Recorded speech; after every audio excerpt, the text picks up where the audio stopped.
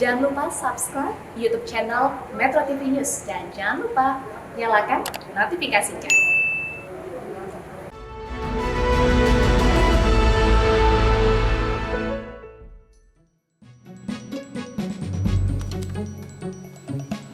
Terima kasih pemirsa, Anda masih bersama kami. Kita masih dalam live event Pidato Presiden Nota Keuangan RAPBN 2021 dan masih bersama saya di studio Metro TV, ekonom dari KOR, Muhammad Faisal. Mas Faisal, kita tadi dengar sama-sama. Ya. Secara umum, apa yang disampaikan di dalam Pidato Presiden pengantar Nota Keuangan itu, ada yang tidak seperti yang sudah diberikan kerangka sebelumnya atau seperti apa? Secara umum saya lihat seperti yang disampaikan tadi sebelum ini ya, sebelum diumumkan, fleksibel dan realistis. Kalau menurut saya tadi setelah diumumkan ya dalam tanda kutip masih realistis kecuali ada beberapa catatan. Jadi realistis itu dalam lingkup di mana yang saya katakan tadi bahwa asumsi sampai dengan tahun depan new normal masih dijalankan dengan catatan tidak ada PSBB gitu. Nah, itu yang kita tidak tahu karena grafik Covid-nya terus naik. Jadi artinya sampai seberapa tingginya pun kasus COVID, ya artinya begitu ya, karena kita belum tahu peaknya nih. Kalau sampai seberapa pun tingginya, pemerintah tidak akan melakukan PSBB. Maksudnya tidak diketatkan lagi ya, karena kan tidak sebetulnya di lagi. Banyak daerah termasuk misalnya Jakarta ini kan masih PSBB relaksasi kan sebetulnya. Nah, bukan PSBB relaksasi seperti sekarang, maksudnya seperti ke kondisi yang di kuartal kedua. Betul. Ya jadi itu tidak. Jadi saya asumsi ini dibentuk bahwa pemerintah tidak akan lagi melakukan itu. PSBB seberapapun besarnya, itu satu. Yang kedua, secara umum asumsi makronya masih relatif bisa tercapai menurut saya ya, masih relatif oke, kecuali mungkin pertumbuhan ekonominya tanda bintang. Jadi 4,5 sampai 5,5% itu saya pikir begini, kalau kita melihat dari kacamata saat sekarang, menurut pandangan kami kalau tahun 2020 kemungkinan besar memang minus ya, ada dari kisaran 1,5 minus 1,5% sampai 3%. Nah, jadi artinya kalau di 2020 kontraksi, nah di tahun depan karena basisnya rendah di tahun ini positif ya, jadi kemungkinan besar positif. Hanya saja positifnya itu kalau apakah sampai 4,5 sampai 5,5% itu yang saya katakan tadi tanda bintang. Ya, jadi kalau saya dengan kacamata sekarang saya masih belum berani untuk mengatakan bisa sampai 4,5 sampai 5,5%. Itu satu. Yang kedua, yang target pembangunan diantaranya yang kemiskinan, pengangguran dan sebagainya. Yang menarik satu, yang target tingkat penganggurannya meningkatkan ya, dari jadi sampai kalau tidak salah 6 sekian sampai 9 ya kalau tidak salah begitu. Nah, jadi artinya ada peningkatan dari kondisi seperti sekarang. Saya pikir itu make sense karena ini melihat dari kondisi sekarang banyak memang yang kehilangan lapangan pekerjaan, yang formal maupun informal. Yang menarik di target kemiskinan, nah itu ditargetkan 9,2 sampai 9,7%. Kondisi di 2020 9,4%. Saat ini sudah 9,4%. Saat ini 2000 ya terakhir, kondisi terakhir 9,4%. Nah, kalau kita melihat dampak daripada wabah itu kondisi sebelum wabah. Nah, kita prediksi dari KOR tingkat kemiskinan itu bisa naik double digit ya. Jadi 11 sampai 14% itu kalau seandainya mereka tidak mendapatkan bantuan sosial. Nah, jadi artinya kalau dapat bantuan sosial bisa lebih baik. Nah, tapi di 2021 jadi masalahnya adalah bantuan sosialnya implementasinya seberapa cepat. Nah, yang jelas kalau catatan di 2020 kan masih 21%. Jadi harapan untuk kemudian menangkal kenaikan tingkat kemiskinan dengan kondisi seperti sekarang saya pikir masih rendah. Jadi kemungkinannya masih rendah. Sehingga kalau di 2021 kembali terjadi tidak cepat penanganan daripada masyarakat miskin ini, penyaluran BLT, apapun skemanya. Nah, ini yang jelas bisa jadi double digit, artinya tidak tercapai target ini tadi. Kalau dari tadi angka target pertumbuhan ya di 4,5 sampai 5,5% 2021, itu penggerak utamanya atau penyumbang utama untuk pertumbuhan itu dari postur yang tadi disampaikan itu apa ya? Realistisnya semestinya adalah konsumsi domestik. Itu satu-satunya yang bisa diandalkan. Tidak ekspor, tidak juga investasi menurut saya. Ya mungkin belanja pemerintah semestinya juga naik gitu ya, tapi porsi terhadap total ekonomi kan kecil ya belanja pemerintah. Tapi efek daripada belanja pemerintah mestinya bisa dirasakan di sumber-sumber pertumbuhan yang lain ya. Termasuk terutama adalah konsumsi. Karena masalahnya adalah penurunan permintaan. Ya jadi mestinya stimulus yang paling besar diberikan di 2021 adalah bagaimana supaya permintaannya kembali naik gitu ya. Dan satu yang fokus tetap adalah yang kalangan bawah karena dia yang paling terdampak. Tapi jangan lupa juga yang kalangan menengah karena kontribusi konsumsi yang paling besar justru kalangan menengah. Ya, jadi kalau kalangan 40% terbawah itu hanya 17%, Mas.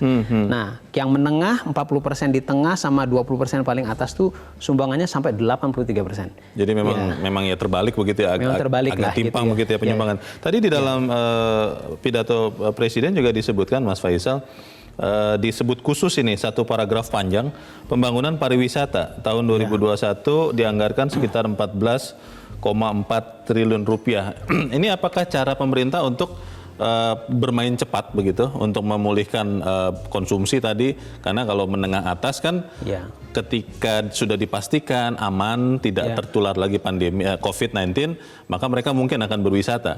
Apakah ini caranya atau seperti apa?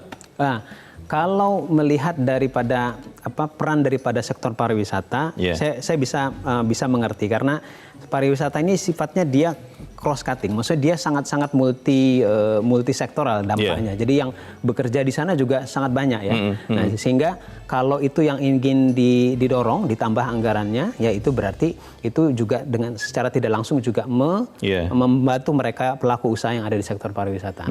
Tapi saya sampaikan tadi, pelaku pariwisata ini adalah golongan menengah ke atas, ya, yang dia punya disposable income, yang dia baru mau spend kalau mereka merasa cukup yakin, bahwa cukup aman, mereka tidak terpapar, gitu ya. Nah, jadi kita tidak bisa push banyak sekali pariwisata pada saat kondisi wabahnya masih tinggi. Nah, yang sekarang kita tidak bisa lihat kan karena masih terus naik. Itu yang menjadi risikonya ada di sana. Tapi kalau yang itu yang pertama adalah kalau kita berbicara wisatawan domestik. Yang wisatawan internasional lebih complicated lagi karena itu bergantung kondisi pemulihan yang di negara masing-masing. Baik, kita tahan dulu karena saya ingin bertanya kepada staf khusus Presiden yang masih terhubung dengan kita, Arief Budimanta. Mas Arief, dan juga saat ini sudah terhubung juga bersama kita Ketua Asosiasi Pengusaha Retail Indonesia atau APRindo, Roy Mandey. Pak Roy, terima kasih sudah bergabung bersama kami, tapi saya ingin bertanya dulu ke Mas Arief Budimanta nih Pak Roy. Kalau melihat atau mendengar tadi pidato Mas Arief, tidak ada yang di luar atau mengejutkan atau di luar kisi-kisi yang sudah diberikan sebelumnya. Apakah ini menunjukkan bahwa memang pemerintah relatif ingin mengamankan atau seperti apa Mas Arief? Yang pertama kan penekanan di dalam APBN 2021 itu kan percepatan reformasi. Jadi ini menggambarkan satu continuity dari program pemerintahannya Pak Presiden Jokowi sejak awal 2014 yang lalu. Kemudian yang kedua, ada dua hal yang saling berkait. Yang pertama, penanganan keselamatan dan kesehatan sekaligus pemulihan ekonomi nasional yang merupakan bagian yang tidak terpisahkan dari reformasi struktural tadi itu yang diterjemahkan oleh Bapak Presiden tuh reformasi perlindungan sosial, reformasi pangan, reformasi anggaran beserta dengan transformasi ekonomi secara keseluruhan, reformasi juga di bidang pendidikan. Oke, kalau kita melihat posturnya Mas Arief dari anggaran ini terhadap infrastruktur itu masih tetap besar di tahun 2021, anggarannya sekitar 414 triliun rupiah. Itu utamanya disebutkan di dalam pidato adalah untuk pemulihan ekonomi, penyediaan layanan dasar, serta peningkatan konektivitas. Dan di atasnya kita juga melihat bahwa ada penekanan khusus pembangunan teknologi komunikasi dan informasi dengan anggaran 30,5 triliun rupiah. Apakah ini kemudian berarti bahwa memang antisipasi infrastruktur ini tetap menyikapi kondisi pandemi yang mengharuskan atau memaksa kita semua untuk seperti sekarang ini saya berbicara dengan Mas Arief harus menggunakan teknologi internet dan komunikasi yang lain. Bagaimana Mas Arief? Saya rasa ada optimisme yang termaktub di dalam APBN 2021 ini dianggarkannya ada salah satunya misalnya di anggaran kesehatan adalah pengadaan vaksin ya. Artinya di tahun 2021 insya Allah kita harapkan mudah-mudahan vaksin sudah bisa diproduksi kemudian didistribusikan karena kemudian kan ini dianggarkan. Itu adalah sebuah optimisme ya dalam kerangka untuk reformasi di bidang kesehatan. Tentu kemudian Pak Presiden kan mengatakan ada soal cara-cara baru yang bisa terus kita jalanin dalam kerangka percepatan termasuk di bidang ekonomi digital. Maka kemudian di dalam infrastruktur tadi itu ada juga infrastruktur digital yang diarahkan untuk 4.000 desa ya kurang lebih. Seperti itu tadi yang disampaikan oleh Pak Presiden. Tetapi yang ketiga yang menarik juga Pak Leo adalah mengenai anggaran di bidang pertanian ataupun pangan. Di dalamnya ada 104 triliun, salah satunya adalah pengembangan food estate dalam mendorong kemandirian pangan. Kemudian dukungan terhadap usaha mikro, kecil, menengah, ini kelihatannya bersambut antara pidato penyampaian nota keuangan Pak Presiden dengan pidatonya Ketua DPR, dukungan pada UMKM 48,8T.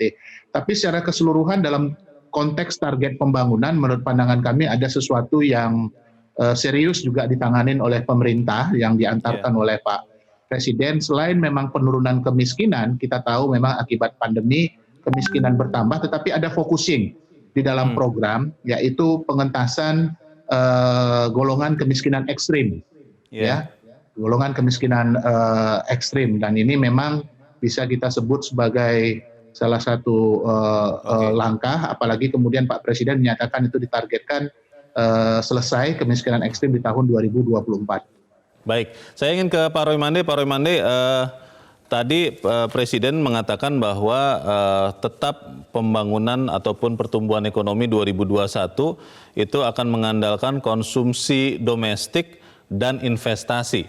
Sebagai pengusaha dan sangat bersinggungan erat dengan masyarakat karena Anda adalah pengusaha retail, mengartikan ini seperti apa Pak Roy? Ya, terima kasih Pak Leo, salam sehat buat kita semua. Jadi apa yang disiratkan di dalam pidato kenegaraan Presiden pada siang hari ini, tadi pagi sampai siang, kita mendapatkan suatu dorongan, ya, artinya resume daripada pidato kenegaraan ini adalah bagaimana untuk kita tetap optimis, tetapi realistis.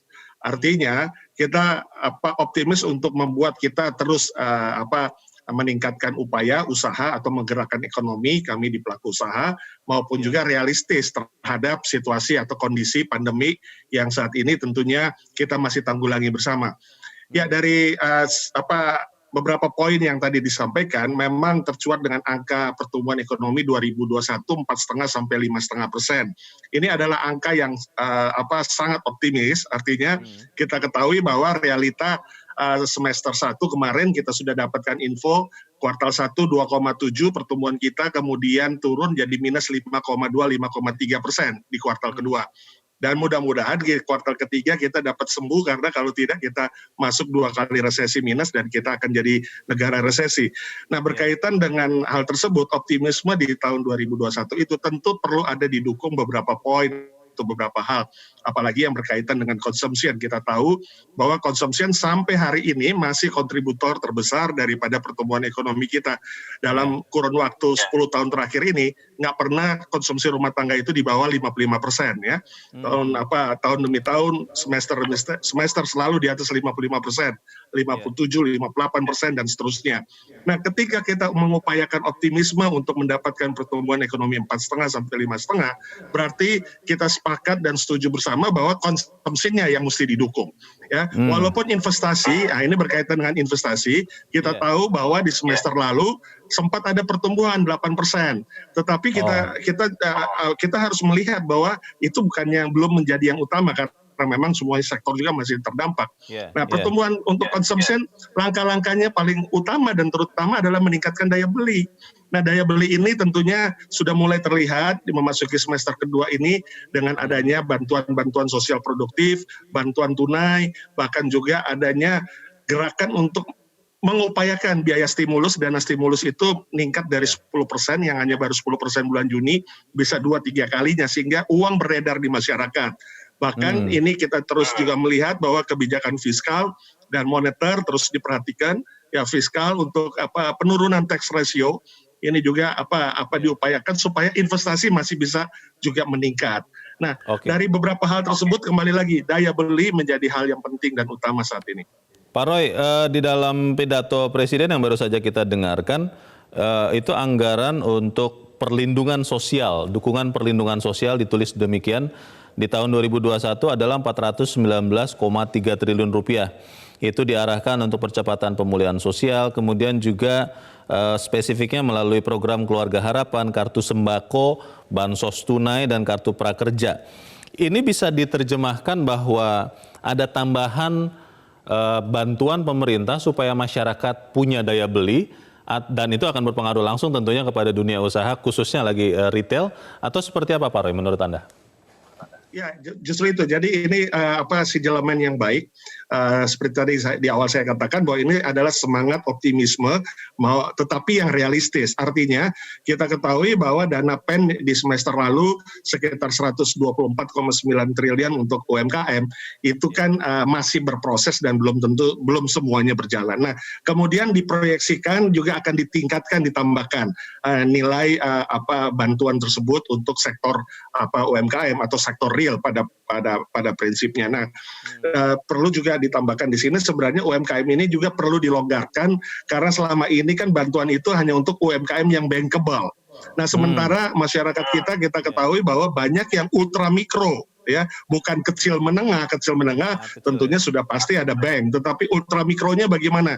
Nah, kiranya peningkatan ini juga mengarah kepada ultra mikro.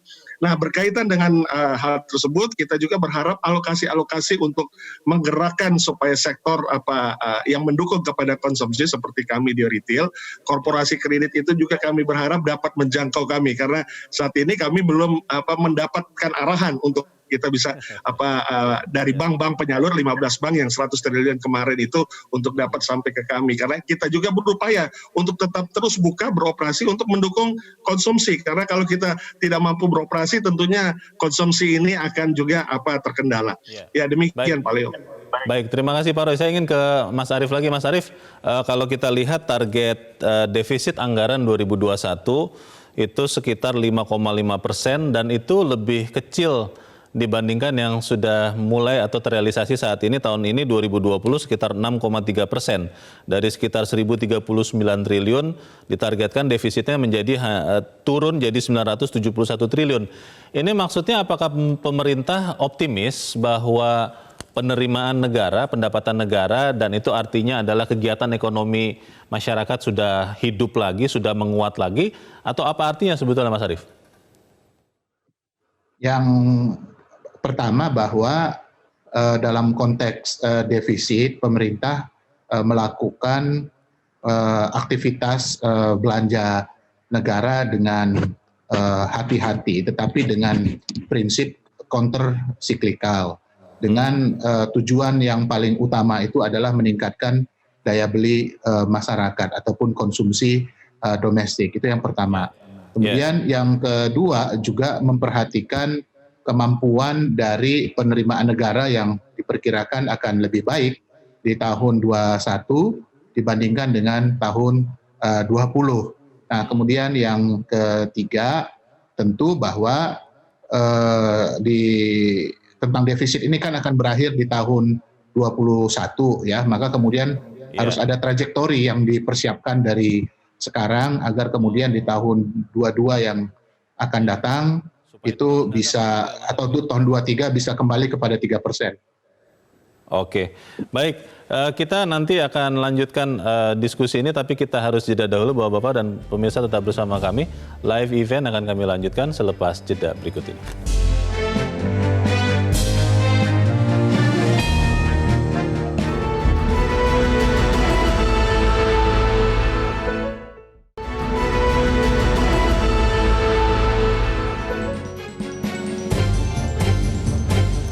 Terima kasih pemirsa, Anda masih bersama kami dalam live event. Presiden baru saja selesai menjelaskan postur APBN tahun 2021 dan menargetkan pertumbuhan ekonomi Indonesia 4,5 hingga 5,5%.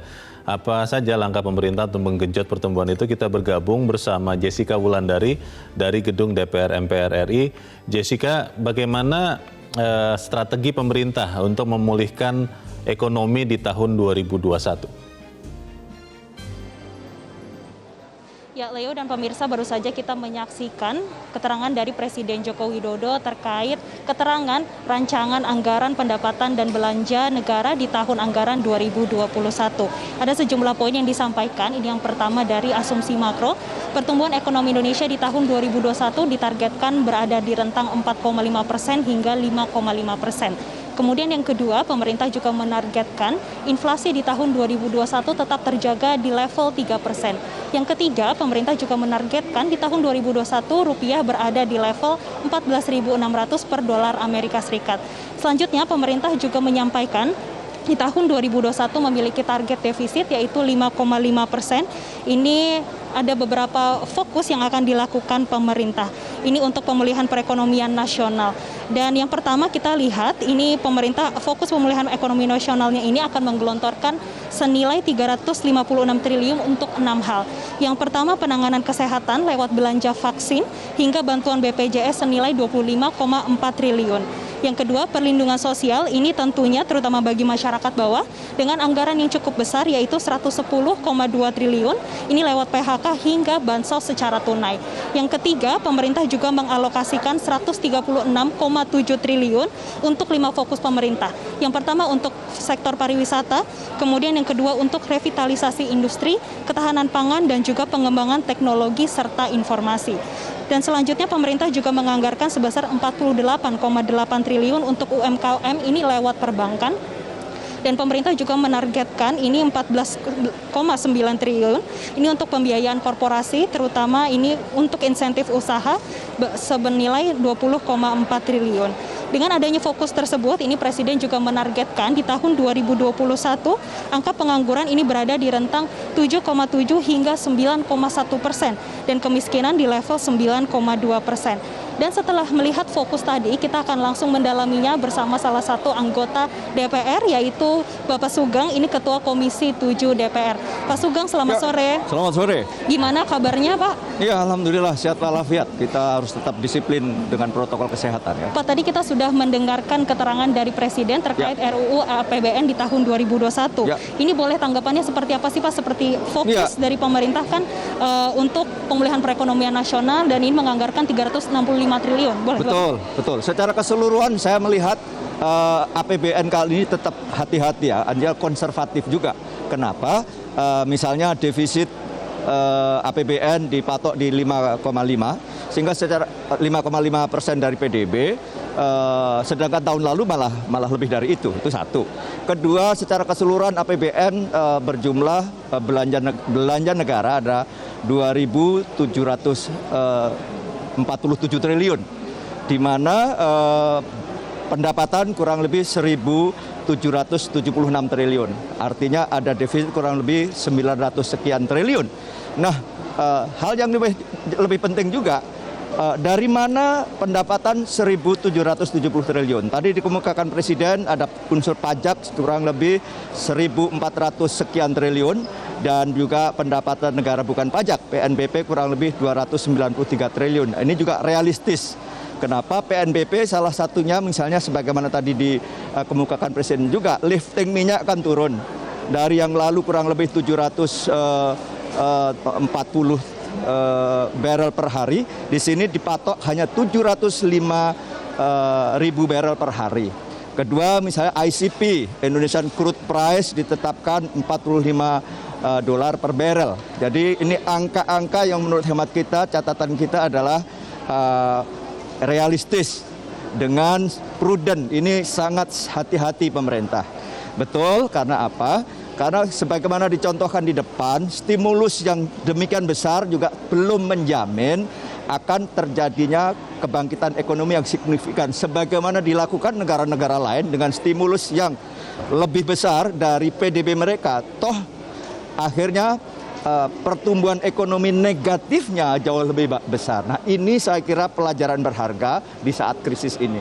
Jadi kita mengapresiasi apa yang dikemukakan oleh pemerintah dalam ini dibacakan oleh Presiden tadi tentang APBN kita di tahun 2021. Nah, ini memerlukan kecermatan kita semuanya, khusus tentang bagaimana skema untuk kebangkitan ekonomi yang jumlahnya 300-an triliun dengan berbagai skema. Saya kira itu juga realistis karena di situ ditekankan juga untuk UMKM. Karena faktanya memang dari 97% bahkan ekonomi kita ini digerakkan di UMKM.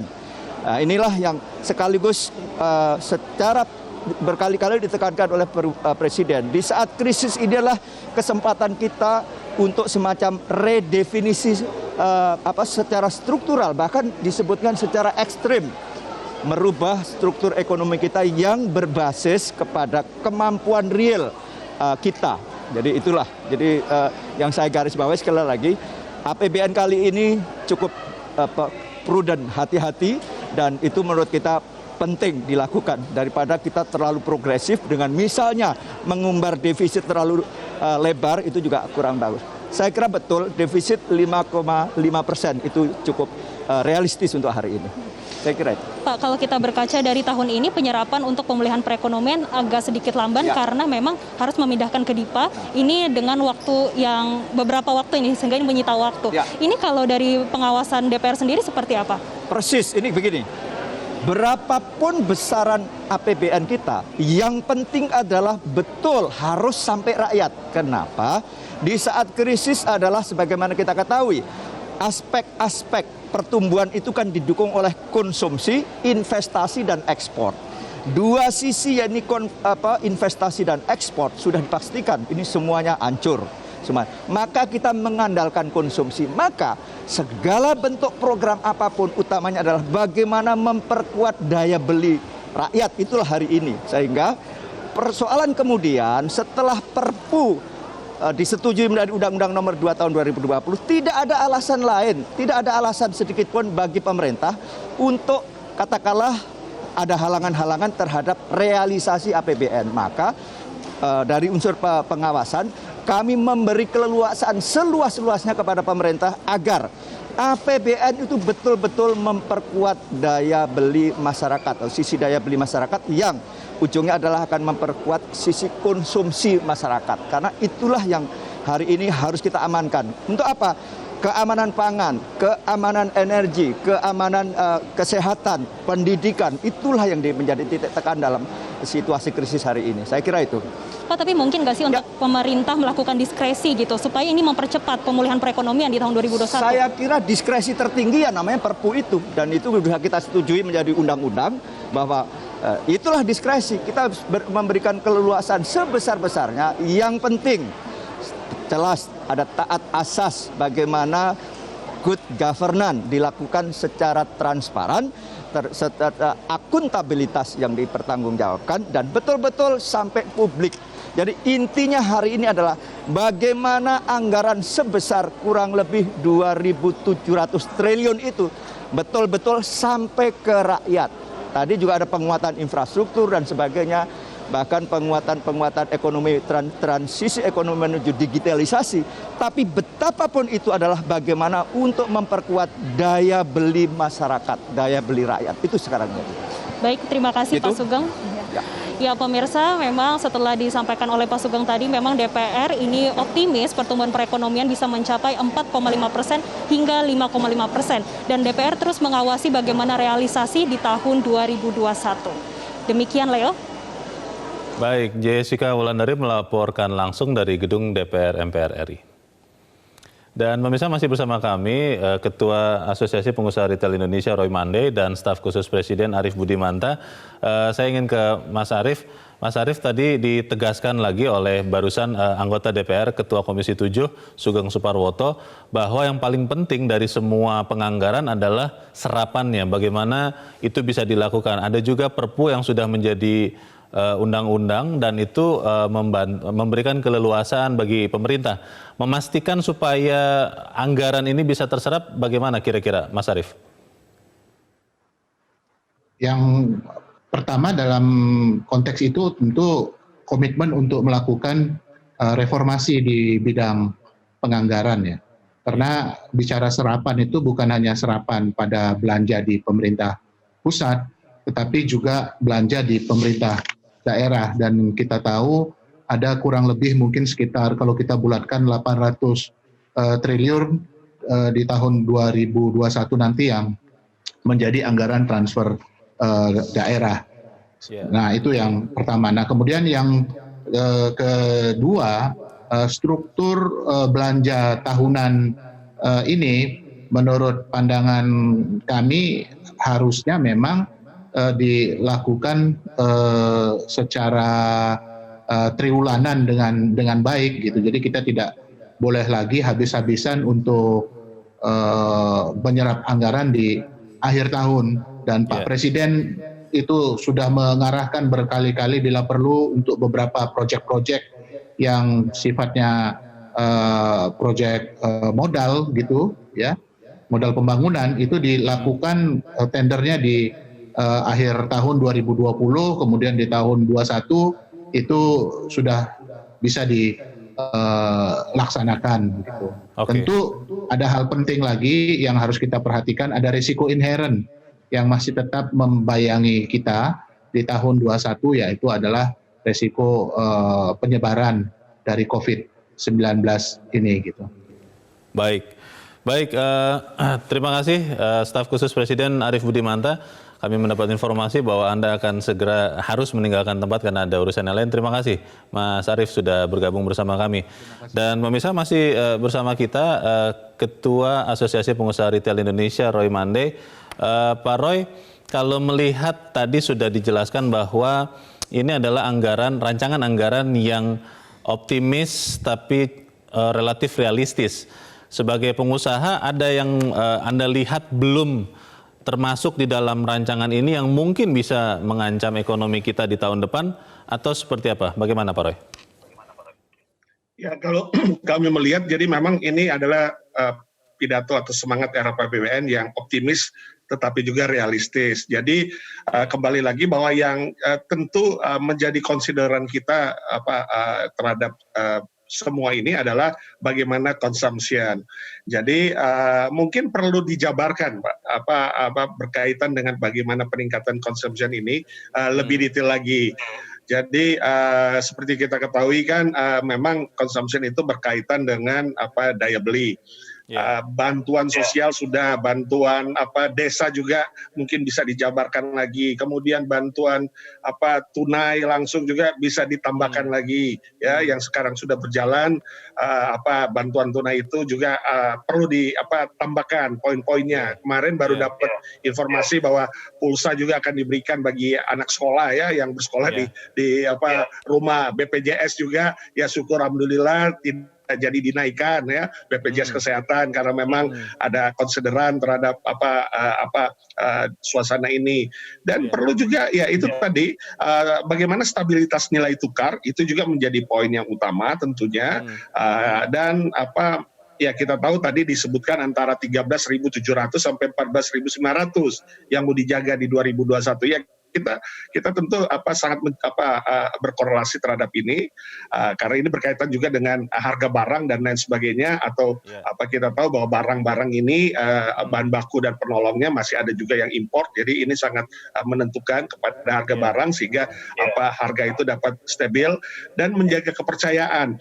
Nah dalam survei Bank Indonesia terakhir kan memang ada 3 survei yang berkaitan dengan ini yang juga menunjukkan angka di atas 100, artinya ada optimisme, ada positif, indeks ekspektasi penjualan, indeks kepercayaan konsumen dan indeks harga konsumen. Jadi poin-poin inilah yang mungkin juga perlu ditambahkan lagi dan tentu perlu ada Satgas. Nah ini diharapkan satuan tugas lain yang sudah ada untuk kesehatan dan satuan tugas untuk pemulihan ekonomi ini benar-benar berkreasi dan menjaga di berbagai sektor dan bidang.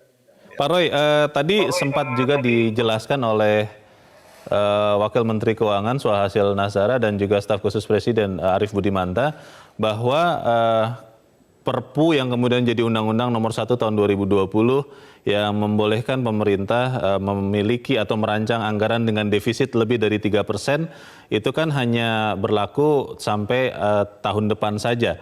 Dan untuk itu perlu ada penahapan, sehingga kenapa defisit anggaran tahun depan itu jadi lebih kecil dibandingkan tahun ini. Tahun ini 6,3 sekitar begitu, sementara tahun depan jadi 5,5%. Ini sebagian orang mengasumsikan bahwa kalau begitu bantuan sosial akan dikurangi dan ujung-ujungnya nanti orang belanja akan berkurang. Teman-teman pengusaha, khususnya pengusaha retail, sudah mengantisipasi hal seperti ini juga tidak, Pak Roy? Ya, tentunya kita harus berusaha ya, artinya kita mengantisipasi dan terus menyuarakan juga untuk poin-poin di mana kalau memang bisa dikaji, karena berkaitan dengan penurunan alokasi ataupun juga tadi yang disebut ada eskalasi, bukan eskalasi naik tapi eskalasi turun terhadap bansos maupun juga bantuan tunai, bantuan produktif dan lain sebagainya. Ini dalam masa pandemik ini memang ini perlu dijaga, artinya kalau memang memungkinkan masih bisa dipikirkan atau dikaji ulang untuk tidak terjadi, karena ketika ada penurunan nih alokasi dan ini terkena kepada lapisan yang suffer, yang saudara-saudari kita di marginal, itu betul-betul mereka nggak bisa berbuat apa-apa, dan itu negara harus hadir, artinya disitulah bagaimana supaya mereka bisa tetap beraktivitas ataupun juga ekonominya masih jalan. Nah ini ya mungkin banyak cara lah ya, yang pasti lebih banyak yang bisa dilakukan, apakah juga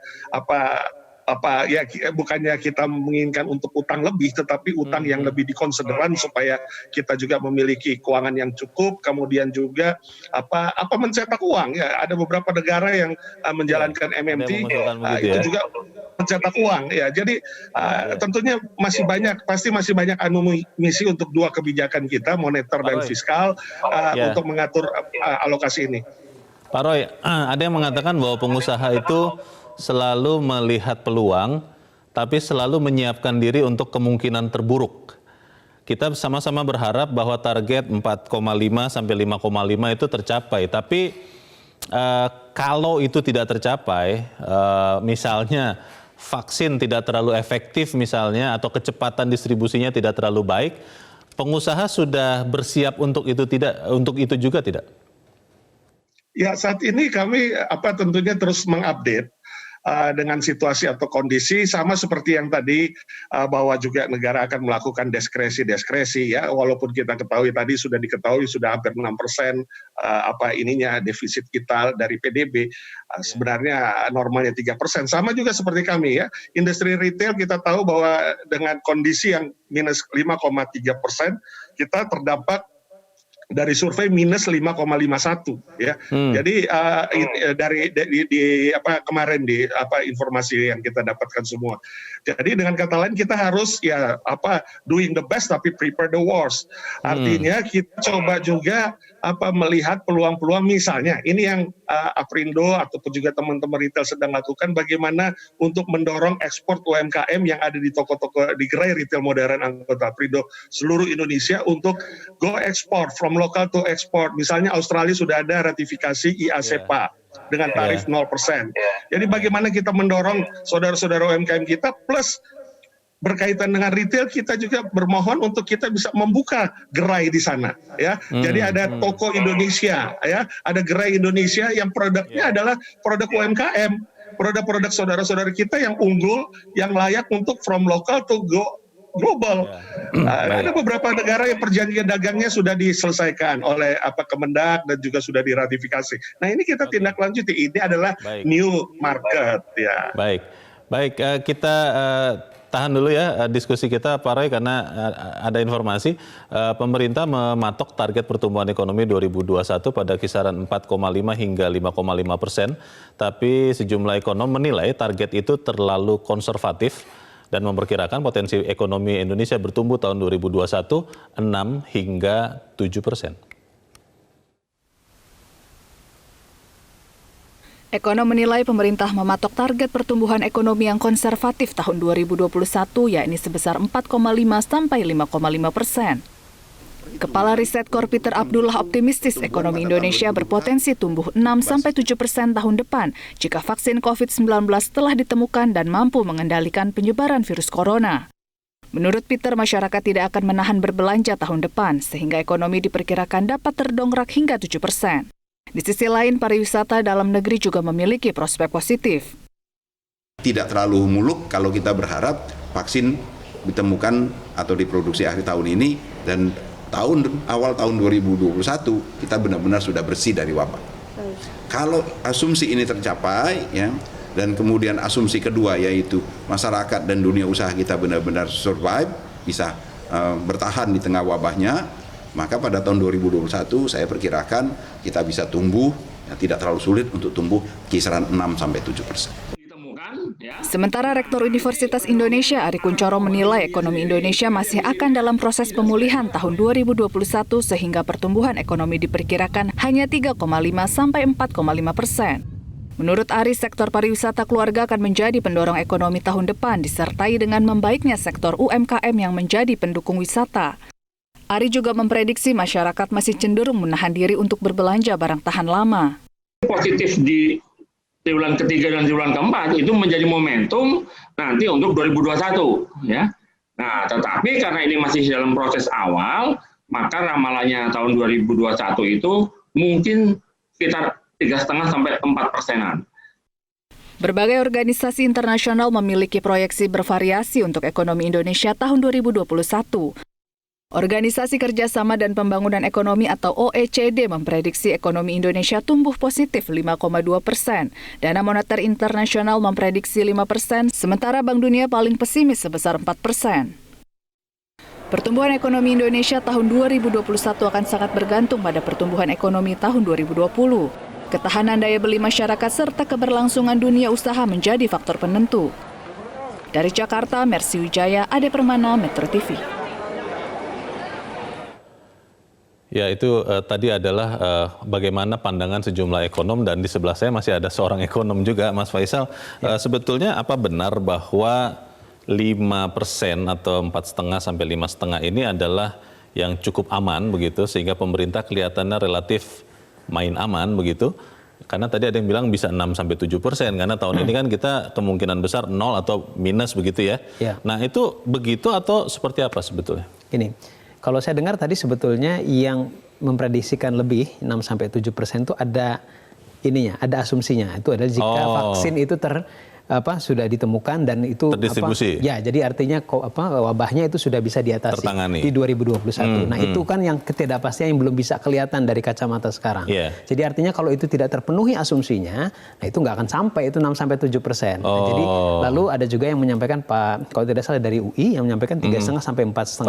Ya. Yeah. Nah, jadi intinya begini, kalau saya melihat di 2021 kemungkinan besar yang positif. Kalau kita melihat dari basis yang sekarang di 2020 kemungkinan besar itu akan negatif ya. Nah, tapi untuk kemudian terlalu tinggi 4,5 sampai 5 atau lebih ya daripada itu, saya pikir kita harus lebih hati-hati lagi ya. Jadi karena kalau saya bandingkan misalkan kondisi 98 kita minus 13%. Jadi dengan logik yang sama, kalau sudah kontraksi minus 13%, maka di tahun berikutnya itu bisa tinggi sekali pertumbuhannya. Tapi pada kenyataannya di 99 hanya tidak sampai 1%. Tidak sampai 1%. Tidak sampai 1%. Oke. Nah, jadi ini memang kemungkinannya memang bisa sangat sangat lebar sekali. Saya yakin sampai sekarang itu positif, tapi saya belum yakin bisa sampai segitu. Oke, kalau bicara soal sekarang kan tim yang tadinya namanya Satgas, sekarang kan sudah dibagi dua itu. Ada pemulihan ekonomi nasional, ada penanganan COVID-19-nya. Nah, kalau melihat angka terakhir, Mas Faisal, di beberapa kota, di beberapa provinsi, termasuk Jakarta tempat kita duduk sekarang ini, itu yang tadinya sudah mulai relatif terkendali, mulai banyak lagi. Betul. Dan Jakarta sekarang memimpin untuk provinsi-provinsi yang banyak angka COVID-nya. Nah, pertanyaannya lebih begini, ketika ekonomi sudah mulai normal, new normal, itu kan akhirnya resiko bahwa COVID ini meningkat akan muncul. Iya. Ini bagaimana?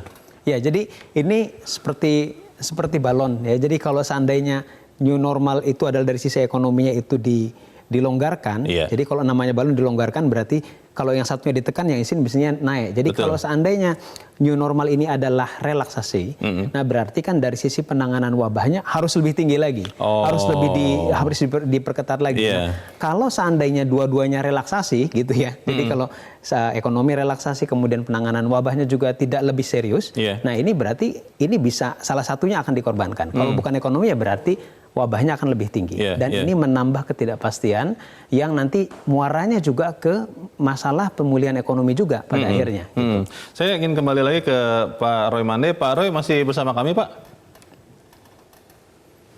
Halo? Oh, kelihatannya terputus. Sayang, tadi sebenarnya ingin bertanya ke Pak Roy, tapi ke Pak Faisal. Kalau pemerintah kan selalu berkata... Oh, halo, Pak Roy masih bersama kami? Pak Roy Mande, kelihatannya terputus lagi. Mas Faisal, kalau kemudian gara-gara kegiatan ekonomi meningkat, angka COVID-nya nambah, dan pemerintah kan selalu mengatakan mekanisme gas dan rem. Tapi apakah kemudian semudah itu untuk misalnya katakanlah, misalnya pusat perbelanjaan, di situ harus ditutup dulu 7 hari, 14 hari, protokolnya begitu kan? Apakah mudah juga untuk menghentikan lagi kegiatan ekonomi yang sebenarnya sekarang sedang berusaha menggeliat? Saya pikir kalau masalah kemungkinan itu masih bisa. Jadi kalau itu kan tinggal bagaimana masalah pilihan kebijakan. Saya pikir ya ada konsekuensi ya jelas ketika kemudian diperketat. Nah ini konsekuensinya bisa jadi ekonomi bisa tertekan lagi. Nah oleh karena itu makanya kita ada beberapa sebetulnya kan advice dari para epidemiologi. Jadi approach-nya mungkin bisa tidak selalu sama. Jadi misalnya kalau PSBB tadinya satu wilayah, misalnya satu DKI, atau satu kabupaten. Nah, bagaimana kalau kemudian skupnya misalkan diperkecil, jadi kecamatan kah, atau kelurahan, atau RW, misalnya begitu ya. Kalau misalkan memang klasternya ada di sana, nah itu kan di satu sisi juga bisa mengurangi dampak ekonominya dibanding kalau kemudian dia luas. Nah, jadi masukan-masukan seperti ini perlu didengar juga, karena ini kan berarti ada cara yang lain untuk melihat win-win solution antara itu tadi. Saya akan coba ke Pak Roy lagi. Pak Roy, ini adalah pertanyaan terakhir saya, Pak. Pak Roy, kalau kita melihat ekonomi bergerak dan itu pusat perbelanjaan, usaha Bapak dan teman-teman itu mulai dibuka, itu ada janji dari pemerintah dan juga pengusaha kalau sampai ada penularan baru, itu akan dihentikan dulu sementara. Seberapa disiplin sebetulnya pengusaha melakukan mekanisme gas dan rem ini, Pak Roy? Ya, kita pada prinsip dan dasarnya sudah memberlakukan berbagai safety net ya. Pertama, contoh saja ketika masuk ke mall, pusat belanja sudah ada protokol. Kemudian ketika masuk ke toko, anggota-anggota Perindo Retail modern itu juga ada protokol. Ya, kemudian kita juga menghitung contohnya juga selain protokol yang standar, masker dan lain sebagainya, sanitizer, kita juga menghitung mengenai terus-menerus monitor jumlah daripada konsumen ataupun pembeli untuk menjaga physical distancing.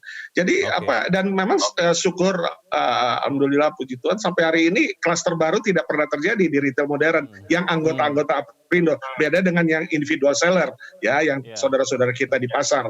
Tapi kalau retail modern yang korporasi kita sangat menjaga dan kita memastikan bahwa kita juga mau supaya memang ekonomi ini bisa berjalan. Yang saat ini baru 30-35% dibanding masa normal kedatangan pengunjung atau masyarakat.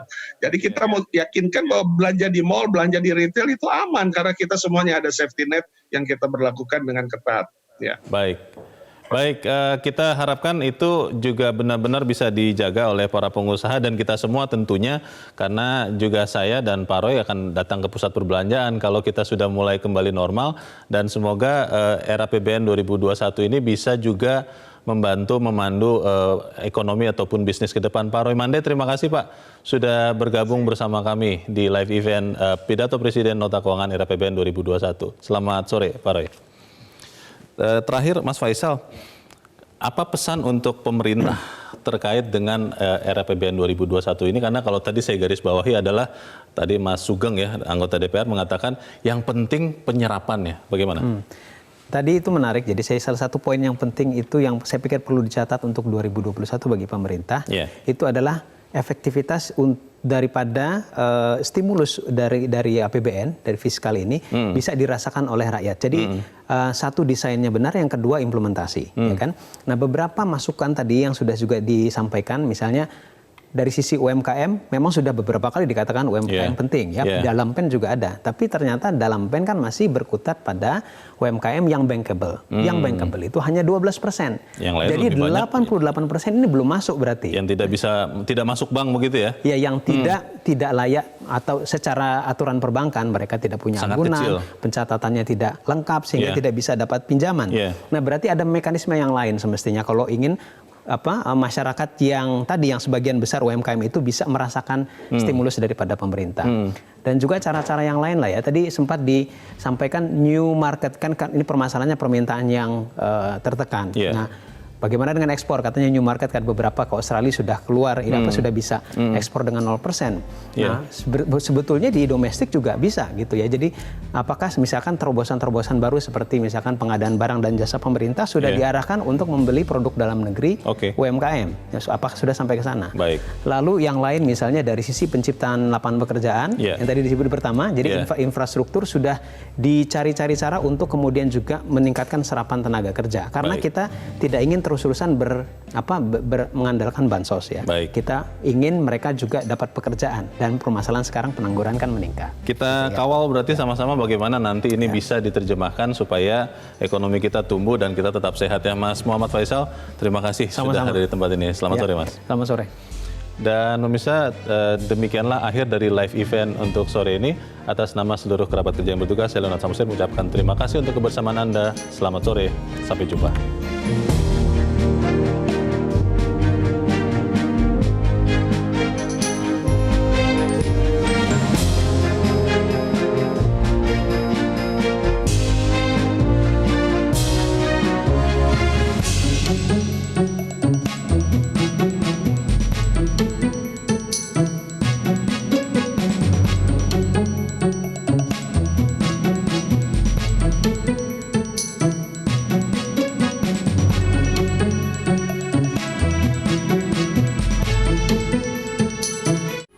Metro TV, knowledge to elevate.